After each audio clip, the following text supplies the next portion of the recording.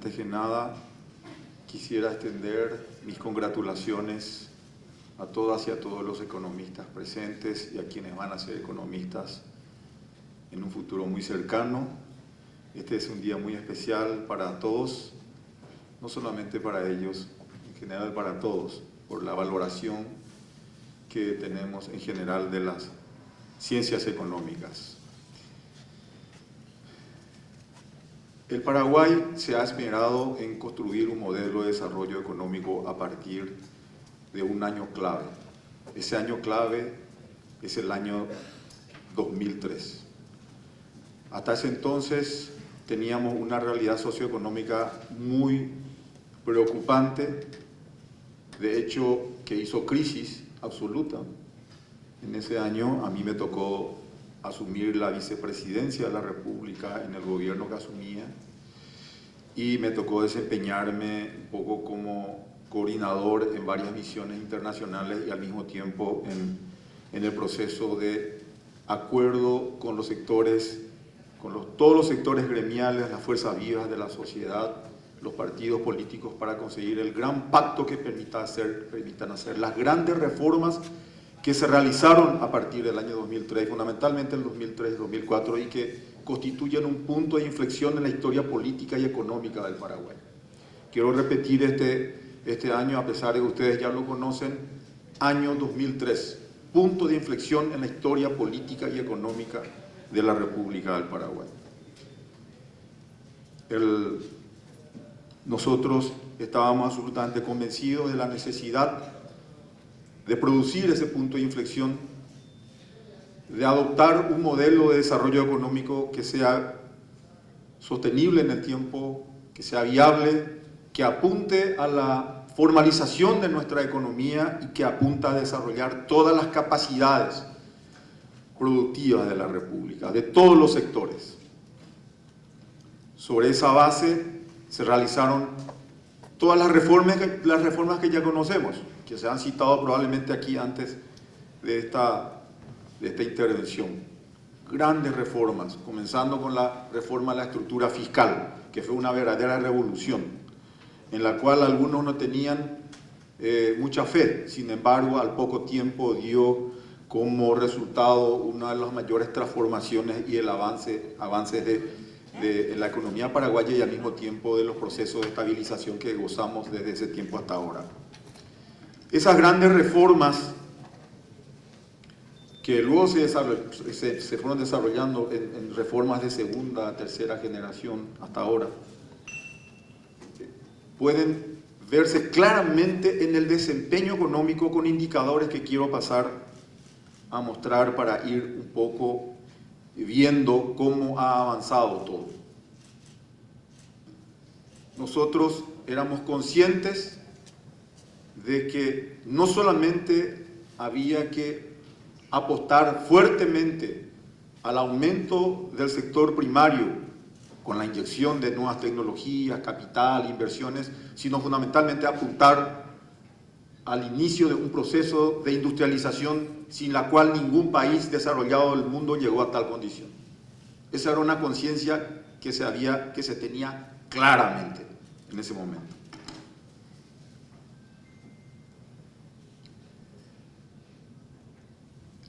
Las reformas económicas del 2003 impulsaron un proceso de transformación industrial que realmente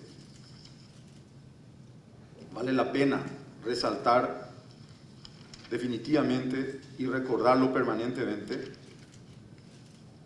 Y al mismo tiempo empezaron a germinar en nuestras conciencias la idea de que teníamos que avanzar hacia un modelo industrial sostenible e inclusivo. El impacto de la reforma económica del 2003. Las reformas incidieron en una mayor estabilidad económica, creo que acá eso ya es una cuestión que todos manejamos, acaban nuevamente de decirlo, el tema de la estabilidad macroeconómica. Desde ese tiempo Paraguay es un verdadero modelo de estabilidad macroeconómica. Hace poco la embajadora japonesa en el Paraguay ha dicho que si hay de repente una rápida definición de la economía paraguaya, es sinónimo de estabilidad y previsibilidad. Lo dijo la embajadora del tercer país más importante desde el punto de vista económico del mundo. Incentivaron la incorporación de capital y tecnología en la producción agroindustrial e incidieron en un aumento sustantivo de la productividad. Gracias a una política, yo diría, hasta agresiva de atracción de inversiones, con la promoción de políticas y regímenes de incentivo a la inversión, el régimen de admisión temporaria, régimen de maquila, la ley 60/90, etcétera, ley materia prima, etcétera, etcétera. El Paraguay se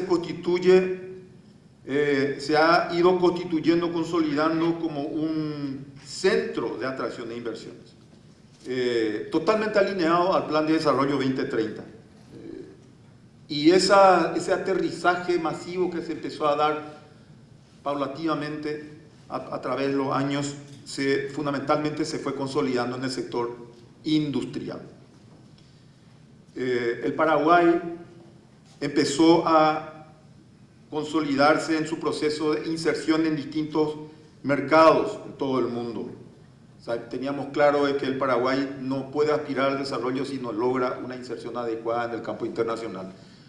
El futuro de desarrollo del Paraguay está íntimamente ligado a su capacidad de inserción en el mundo. Íntimamente ligado. Es una condición sine qua non. Somos 7 millones de habitantes, en este momento producimos alimentos para 80 millones de habitantes, por lo tanto, esos excedentes deben ser colocados en los mejores mercados del mundo, los que mejor pagan, y eso definitivamente pasa por nuestra capacidad de insertarnos de manera eficiente y eficaz en el mundo. En este año, como acaban de decirse, el 47%, lo dijo la ministra Viviana, el 47% de las exportaciones en este año, como un simple ejemplo, ya son productos agroindustriales y manufacturados, prácticamente el 50%. Nosotros estamos en la línea de lo que dije de la sostenibilidad y la inclusión. Estamos ahora con la consolidación de nuestro modelo de desarrollo económico, con la promoción de una agenda industrial focalizada en la inclusión social y la sostenibilidad ambiental. Eso no tiene límites en el tiempo. Eso ya es una cuestión que se tiene que insertar en nuestro chip y en nuestra cultura, los procesos de sostenibilidad ambiental e inclusión social. Nosotros dentro de poco, si nos producimos con los estándares de sostenibilidad medioambiental, nos vamos a ingresar a los mercados que mejor pagan. Si nos producimos como se tiene que producir, vamos a ir reduciéndonos a ingresar a mercados que pagan los precios más bajos por nuestro producto. Por lo tanto, queremos acceder al mercado europeo, por ejemplo, tenemos que producir respetando los estándares de sostenibilidad medioambiental. Y eso va a ir creciendo hacia todo el mundo. Quiero que se fijen acá en la evolución de los sectores económicos a partir del impacto de las reformas. Fíjense, tenemos como año de referencia 1994 y quisimos hacer tenemos un índice de 1994, el índice de 100 y el crecimiento de los sectores primario, el Producto Interno Bruto total y la manufactura. Desde 1994, fíjense, hasta el año 2003, cómo van los sectores. Es casi una curva pegada al eje de las abscisas, muy plana, hasta que se producen las reformas y se introducen los nuevos conceptos y una nueva visión, y una nueva filosofía y una nueva gestión en nuestro modelo. Fíjense lo que ocurre a partir de este año. Fíjense cómo cambian las pendientes de las curvas. A ver, para apuntar aquí.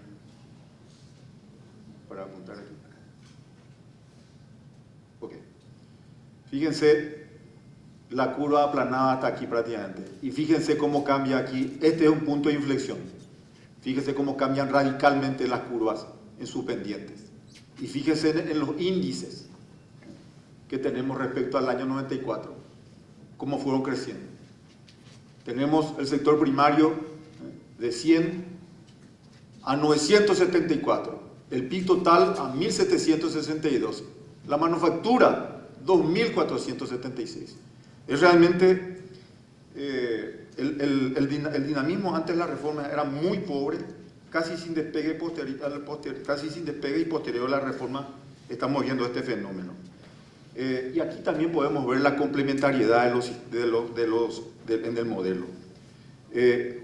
Lo que le estábamos hablando y reflexionando sobre Adam Smith, el padre de la economía, que muchos hoy recordaron y mencionaron seguramente, ¿verdad? La necesidad de la complementariedad de los sectores.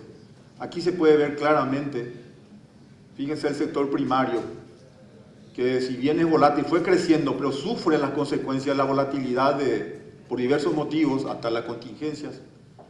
Pero fíjense también, fíjense en el tema de la manufactura, cómo crece con mayor consistencia. Pero esto se debe a la complementación que se hizo con el sector primario. El sector primario también creció porque hubo fuertes inversiones en el sector primario, aplicación de altas tecnologías, nuevos modelos de producción, enriquecimiento del suelo, etcétera, etcétera, etcétera. Eso posibilitó también que el sector manufacturero cuente con mayor cantidad, mayor volumen, mejores materias primas y aplicando también fuerte inversión, nuevas tecnologías, nuevos procesos, vemos el crecimiento de estos sectores. Tenemos que nuestros sectores son absolutamente complementarios. Esa complementariedad se refleja en el crecimiento del PIB, que es mucho más suave, sin muchos quiebres, y evidentemente se cumple la regla de la complementariedad necesaria entre los sectores para un crecimiento y desarrollo sostenible a largo plazo. En cuanto a la acumulación de capital, nuevamente aquí les recuerdo a Adam Smith, la clave y los índices, ¿verdad?, de las economías que crecieron convirtiéndose en economías capitalistas. Fíjense ustedes, estos datos se obtuvieron de la Universidad de Pensilvania, de la Penn World Table, versión 1.10.0, que creo que todo el mundo aquí, los economistas presentes y ustedes, los académicos, lo utilizan. Tiene datos como tasa de crecimiento del producto, tasa de Producto Interno Bruto, productividad, tipo de cambio, nivel de precio, inversión, comercio, etc. De los datos de ahí de esta Penn World Table se obtuvieron para nuestro país, estos índices. Y fíjense también, nuevamente, fíjense ustedes, esta curva con crecimiento bastante endeble hasta el año 2003. En 9 años creció 20 índices.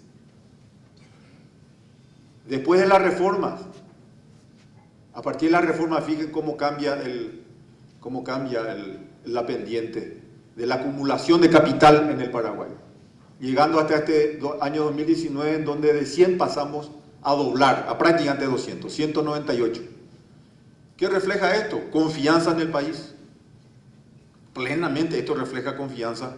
Si se tiene acumulación de capital, si se invierte, si se trae dinero, si los propios paraguayos acumulan capital y lo aplican en las herramientas para el trabajo, desarrollo, pero fíjense ustedes la acumulación y cómo de aquí, del 94 a aquí, 20, de aquí, del 2003 al 2019, 80, el impacto que ha tenido el proceso de las reformas. Como dice Adam Smith, el secreto de la riqueza de las naciones es la acumulación de capital disponible para aplicarlo al trabajo. Claramente, esto se refleja en general en toda... evidentemente el stock de capital tuvo un punto de inflexión a partir del año 2003. Quiero pasar ahora a otros índices, a otro valor de la exportación de los productos industriales que es básico para nosotros, el tema de la internacionalización de nuestras empresas y nuestros productos. Fíjense nuevamente, entre el 94 y el 2003, prácticamente pegado al eje de las abscisas, las curvas, de la exportación total, la exportación agroindustrial y la exportación de manufactura. Fíjense después de las reformas, cómo cambian radicalmente las curvas, como producto de las grandes reformas introducidas y de hecho, como producto de la mayor formalización y confianza en nuestro sistema económico con la estabilización y previsibilidad, y cómo se van desempeñando los sectores. Aquí vale la pena mencionar el sector de las exportaciones totales crecieron 600%, el sector de la producción de los productos agroindustriales 1200%, y la manufactura 1600%. Esto refleja claramente la transformación industrial que está gozando nuestro país. Uno de los pilares, vuelvo a decir, del Programa Nacional de Desarrollo, del Plan Nacional de Desarrollo 2030, es la internacionalización de nuestros productos. Aquí tenemos claramente de cómo vamos apuntando y de que nuestro modelo de desarrollo económico se compadece con los grandes objetivos y está consiguiendo esos objetivos. Fíjense que el promedio de las exportaciones de bienes antes de la reforma fue de aquí hasta aquí, fue de 980 millones el promedio de las exportaciones. El promedio desde aquí hasta aquí, el promedio es de 5.000 millones, de 980 a 5.000 millones, con la diferencia que para este último año exportamos más de 10.000 millones de dólares.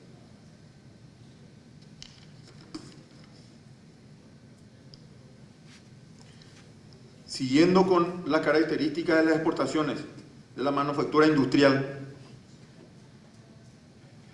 el promedio de la exportación de la manufactura antes de la reforma, desde aquí hasta aquí, fue de 96 millones de dólares. Y fíjense lo que ocurre a partir de la reforma, cómo cambia radicalmente. Y el promedio a partir, desde ese punto 2003 hasta allá, es un promedio de 96 millones de dólares, pasa a 612 millones de dólares. Hemos alcanzado, es decir, tenemos ahora 6 veces más, 600% más de exportaciones después de las reformas. Tenemos, quisiera relatar aquí algo que ya el presidente del Banco Central esta mañana lo mencionó. Este año tuvimos récord absoluto de importaciones manufacturadas, 1.279 millones de dólares. Esto iguala al promedio de las exportaciones del sistema cárnico, que es nuestro producto estrella. Por primera vez, nuestras manufacturas, productos industrializados, alcanzan el promedio de exportaciones que ha tenido el sistema cárnico. Si bien este año el sistema cárnico alcanzó casi 2.000 millones, pero el promedio está en alrededor de 1.250 millones. De este 1.279 millones de dólares, el 70% representa a la industria maquiladora. Y esto quiero volver a repetir, 70% representa a la industria maquiladora. Siguiendo con el tema de la exportación, internacionalización de nuestros productos, inserción de Paraguay en el mundo, con valor agregado. Acá pasando a desagregar. Fíjense lo que era el 94. Estos son los en millones de dólares. Fíjense, era el total general, 81 millones. Autopartes, 8 millones. Confecciones textiles, 22. Productos químicos, 15, etcétera, etcétera. Fíjense el 2003. En esta posición comenzamos. Aquí no hubo grandes cambios. 2 dígitos en general. Fíjense el 2021. Todo prácticamente 3 dígitos. Y fíjense el crecimiento porcentual. Autopartes, 11.243% de crecimiento. Confección y textiles, 1013%, entendiendo que el tema de confección y textiles es uno de los sectores más protegidos por toda la economía, de todas las economías del mundo. Productos químicos, caucho y plástico, 564. Aluminio metalúrgico y manufactura, 1423%. Nosotros no producimos ni un gramo de aluminio, ni de acero. Sin embargo, creció 1423% nuestras exportaciones industrializadas de ese sector. Cuero y sus manufacturas, 436%. Demás sectores, 1056. Total general, un crecimiento de 1083%. Ya estoy por terminar. 2 minutos. Ya estoy terminando, gracias. La verdad que me falta tiempo.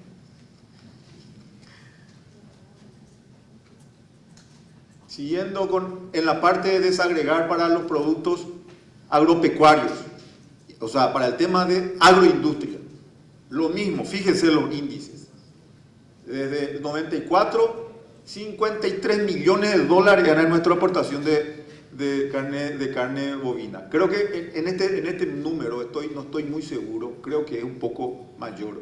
Tengo que revisar en los archivos nuevamente nuestra base de datos. Pero, de todas maneras, del 94, 53, 2003, 49 millones. Fíjense ahora, casi 2.000 millones creo que son, en realidad. Pero que sean estos números, 1.700 millones.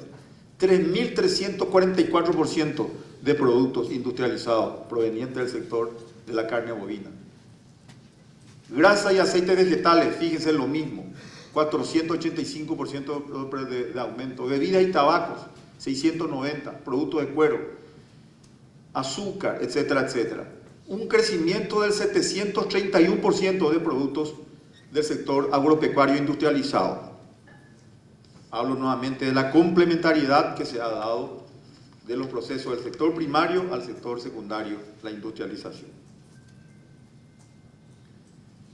Tenemos que hacer que todas las políticas que se vayan consolidando a partir de ahora, o las acciones que se desarrollen, tengan que tener esto como una cuestión de cultura inclusive. El modelo industrial tiene que ser sostenible e inclusivo socialmente, definitivamente. De hecho, todo lo que se está haciendo, todas las políticas desarrolladas e implementadas ya tienen este componente. Quiero poner ejemplos concretos de lo que nuestro modelo ha logrado ya en el proceso de inclusión. Fíjense, y voy a poner ejemplos en el sector de la maquila. Esto para todo el sector de maquila. Fíjense, el 57,8% de las personas que trabajan en la industria maquiladora son mujeres, contra el 42% de los hombres. La gran inclusión y la equidad de género. Y el gran aporte para la economía del hogar, porque de lo que gana la mujer, el 80% lo lleva al hogar. De eso prácticamente lo invierte en la mayor parte en educación, salud y mantenimiento del hogar. Y debo decir penosamente que para los hombres no llevan el 80%, si solo hasta llega al 40% a la economía del hogar. Así que esto cada vez de maduro como lo importante es que le demos más dinero a las mujeres cada vez más y que ellos sean los que más trabajen.